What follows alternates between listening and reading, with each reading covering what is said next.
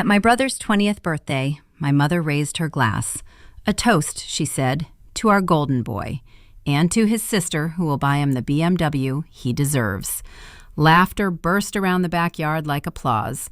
My father nodded. My brother smirked. Even the neighbors smiled, thinking it was a joke. It wasn't. I felt the sting before the glass hit the table. My pulse slowed. My smile froze.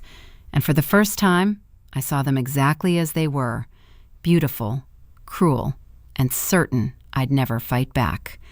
They were wrong, because the next call they got wasn't from me. It was from my lawyer. Welcome to Martha's Stories. I share new life stories here every day, and I'd really appreciate it if you hit subscribe and liked my video. Drop a comment down below telling me where you're watching from and what time it is for you right now.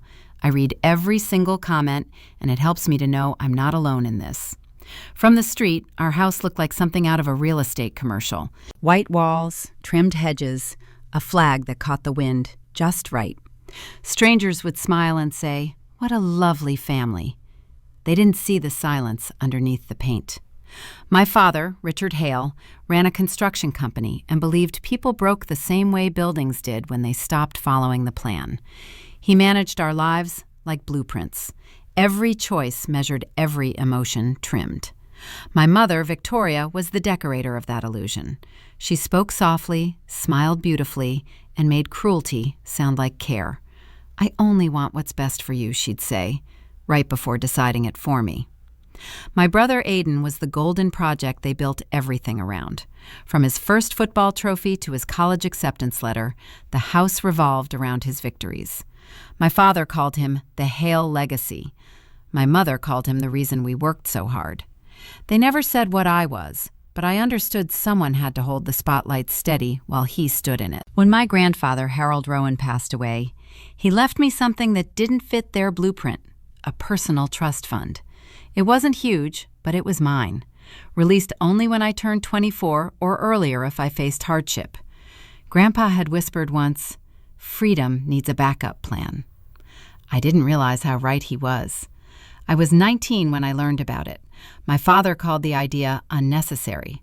My mother smiled thinly and said, "Families don't keep secrets."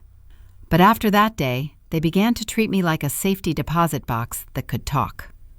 At 22, I was finishing my creative writing degree and working part-time at the public library. Every evening I'd come home to find Aidan at the kitchen counter with friends loud and careless. "Jen, grab us some chips," he'd shout, and I'd do it without thinking. Peace was easier than confrontation. My father admired his confidence, even when it bordered on arrogance. My mother adored him openly. "He has your father's fire," she told me once. "And your patience, dear, the perfect mix." Then she laughed softly, like it was a compliment.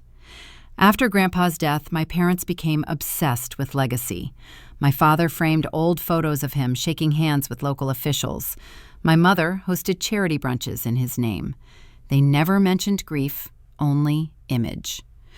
Then one night, as she was arranging flowers for yet another event, my mother said casually, "You know, Aidan's turning 20 soon. It would be so meaningful if you used your trust to buy him something special." I laughed, thinking it was a joke. She didn't. A few days later, I found a glossy car brochure on her desk.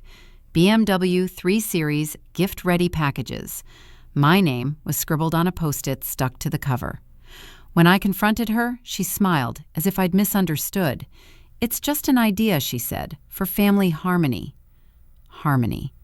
That word hung in the air like perfume, sweet, suffocating. At dinner that night, my father mentioned the car again. "It's a symbol, Jen. Success should stay in the family." He set his fork down, the sound sharp against the plate. "You'll handle it. That's what responsible daughters do." He didn't raise his voice. He didn't have to. Control in our house never needed shouting. It just needed certainty. Still, I remember my grandfather's voice from years ago, low and certain. "If they ever make you choose between peace and dignity, choose dignity. Peace built on obedience isn't peace, it's a cage." I didn't know it yet, but the door of that cage was about to crack. The night of Aiden's 20th birthday felt staged, like a play they'd been rehearsing for months. The backyard was strung with gold lights, the table covered in white linen and champagne flutes. My mother floated from guest to guest, her pearls catching the glow. My father stood tall near the grill, shaking hands, looking every bit the proud patriarch. I stayed near the edge of the patio, holding a paper plate I didn't want. Everyone knew their roles. My mother, the perfect host. My father, the provider. My brother, the star. I was the background noise until my name was called. "Jennifer," my mother said, tapping her glass. "A toast." She smiled that stage smile that meant danger. "To our golden boy," she said, "and to his sister, who'll buy him the BMW he deserves." For a second I thought I'd misheard her, but the laughter that followed told me I hadn't. The guests clapped, my father nodded, my brother smirked like it was already his.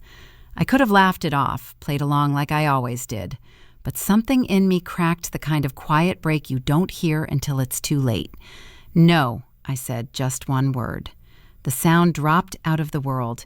Even the wind seemed to stop. My mother's smile froze midair. My father's face hardened. "Excuse me," he said, his tone razor sharp. "I'm not using my trust for him," I replied. My voice didn't shake, though my hands did. "It's mine." The silence that followed felt alive, thick, and waiting. Then came the hand. It wasn't a slap so much as a shock, a flash of white across my cheek. The crowd gasped. The light swayed. The glass slipped from my hand and shattered against the stone. My brother's smirk vanished. My mother hissed. "Smile, Jennifer. You're making a scene." I did smile, but it wasn't the one she wanted. Later, I'd wake up under fluorescent lights, the taste of blood and metal on my tongue. The nurse would whisper, "You're lucky it wasn't worse." She had no idea what worse was. The hum of the fluorescent lights in the ER was louder than any voice in my head. I stared at the white ceiling tiles until they blurred together. My face ached, my ribs felt tight, and my right hand trembled when I tried to lift the plastic cup of water on the tray. A nurse wrote notes without meeting my eyes. When she finally did, she said softly, "Family." I hesitated. "They won't be coming." She nodded like she already knew. Officer Rivera showed up next, her badge glinting under the harsh light. She looked around the small cubicle at the bruises, the cracked phone on the table. "Do you feel safe going home?" she asked. The answer was no, but the words stayed in my throat. When she left, I turned my phone over. 12 missed calls from my mother. A text from Aiden. "You ruined everything." I deleted them, one by one. That night, when the nurse wheeled me to the discharge desk, I saw a familiar face waiting. Mrs. Kemp, the elderly librarian I worked with. She looked at me the same way she looked at damaged books, careful not to make me feel broken. "Oh, sweetheart," she said quietly, "you don't have to go back there, you know." I managed a smile, or something like it. Where else would I go? She slipped a small card into my hand. "There's help, legal help. People who know what to do when families cross lines they shouldn't." Later in her car, she drove me to a budget motel near the highway. She didn't ask questions. She just handed me her extra charger, told me to rest, and promised to check in the morning. When she left, the silence felt heavy but clean. For the first time in years, no one was telling me what to do. I opened my laptop. I had copied everything months ago. Statements, payments, transfers from my grandfather's trust fund. I didn't even know why I'd done it back then. Just a quiet instinct that someday I'd need proof. I scrolled through the files, each line of numbers glowing cold and perfect. My parents had used my trust for vacations, home renovations, and donations that led straight back to my father's business accounts. There it was, evidence of theft wrapped in family loyalty.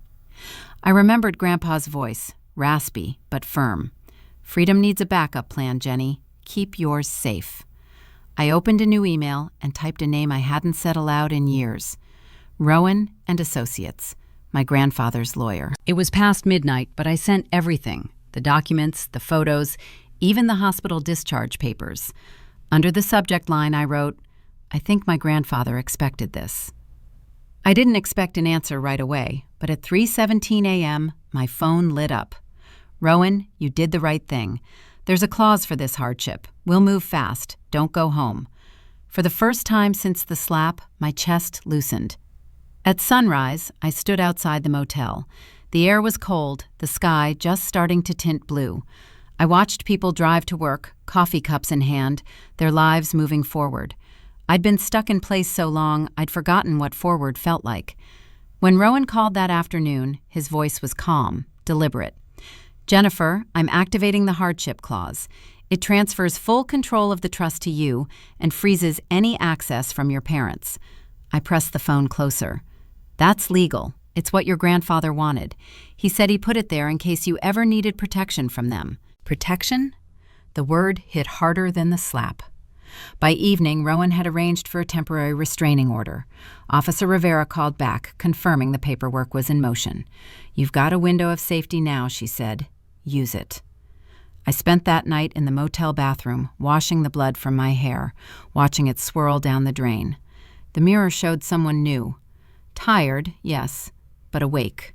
When Mrs. Kemp brought me breakfast the next morning, I told her everything. She listened without interrupting, then squeezed my hand. "You're doing something most people never dare to do," she said. "You're drawing a line." That afternoon, I signed the final form. Rowan sent a request for emergency enforcement of trust control and physical protection. My signature looked steadier than I felt. They thought sending me to the ER would break me. They didn't realize it would be the place I learned how to rebuild. I turned off my phone, closed the motel blinds, and whispered into the quiet. This time, they don't get to decide what happens next. The next afternoon, the Hale house looked exactly the same. Manicured lawn, white fence, a flag swaying gently in the breeze. You'd never guess that inside the picture-perfect family was scrambling to keep its story straight. From the living room window, Richard Hale's reflection stared back at him in the glass. "Damage control," he muttered. "We tell people she overreacted. Emotional. Unstable." Victoria stood near the fireplace, clutching a tissue she didn't need. "What if someone posts about the party the neighbors saw?" "Then we deny it," Richard cut in. "Our name is still good in this town." Aiden scrolled through his phone on the couch, jaw tight. "She made us look bad, Dad. She'll come crawling back. She always does." He was wrong, because just then the doorbell rang. Victoria adjusted her sweater, composing herself before opening the door. She froze. Standing there was Jennifer, face calm, hair pulled back, a small folder in her hand. Beside her was a man in a dark gray suit. "Rowan." "Jennifer," her mother said softly, almost rehearsed. "You should have called." "I did," Jennifer replied. "You hung up." Richard appeared behind her, voice low and cutting. "You had the entire town talking. Do you even understand what you've done to us?" Jennifer looked past him, scanning the living room, the perfect furniture, the photos, the life she was never allowed to touch. Then she set the folder on the marble coffee table. Rowan spoke first. "Mr. and Mrs. Hale, I'm Harold Rowan's estate attorney. I represent your daughter regarding her trust." Richard's laugh was short and bitter. "Her trust. We've been managing that for years." "Not anymore," Rowan said calmly. He opened the folder and pulled out the stamp document. Under the hardship clause in Mr. Rowan's trust, full control and ownership have been transferred to Miss Jennifer Hale, effective immediately. You no longer have access to or authority over any associated accounts. The words hung in the air like a sentence being passed. Victoria's hands shook. "You can't just, Richard, say something." Richard's face flushed deep red. "This is ridiculous. You're manipulating her." Rowan didn't flinch. "All transactions made without her consent are being reviewed by the court. Misuse of trust assets constitutes financial abuse, a serious offense." Aiden stood abruptly. "You're not suing your own parents, Jen." Jennifer turned to him, her voice steady. "You used the card last month for your tuition. That wasn't yours either." He blinked. "Dad said it was fine." "I know," she said. "That's the problem." Her mother tried a different tone, the soft, tearful one. "Honey, please, we're family. Let's not destroy ourselves over money." Jennifer looked at her, something sharp but sad behind her eyes. It's never been about money. It's about choice. You've just never let me have one. Rowan handed over another paper, a restraining order signed that morning. For your safety, Miss Hale will be living separately. You are not to contact her directly or through third parties. Victoria went pale.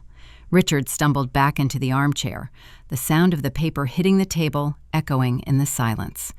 They turned white, Jennifer would later think, not from shock, but from finally seeing themselves in the light they'd always tried to hide from.